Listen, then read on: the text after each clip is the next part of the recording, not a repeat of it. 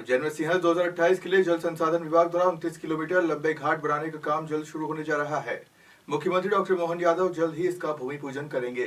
ठेकेदार फर्म द्वारा जमीन का लेवलिंग कर काम शुरू करने की तैयारी कर ली गई है।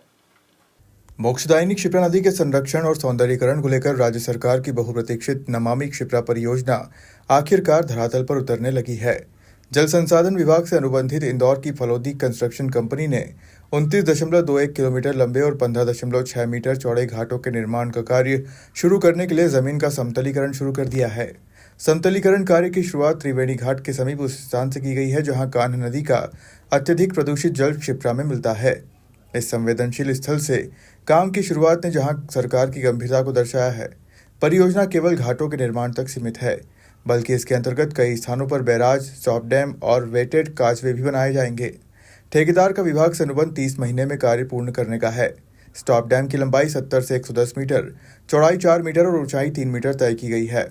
ये सभी संरचनाएं क्षिप्रा के बहाव को नियंत्रित करने, जलस्तर बनाए रखने और नदी के दोनों किनारों को स्थायी रूप से संरक्षित करने में सहायक होगी। कलेक्टर रोशन कुमार सिंह से बातचीत में कहा कि यह परियोजना केवल घाट निर्माण नहीं, बल्कि यह धार्मिक आस्था, पर्यावरण संरक्षण और शहरी योजना का समन्वय है। वर्ष 2028 के सिंहस्थ में लाखों श्रद्धालुओं के सुरक्षित स्नान और बेहतर भीड़ प्रबंधन में इसका महत्वपूर्ण योगदान होगा।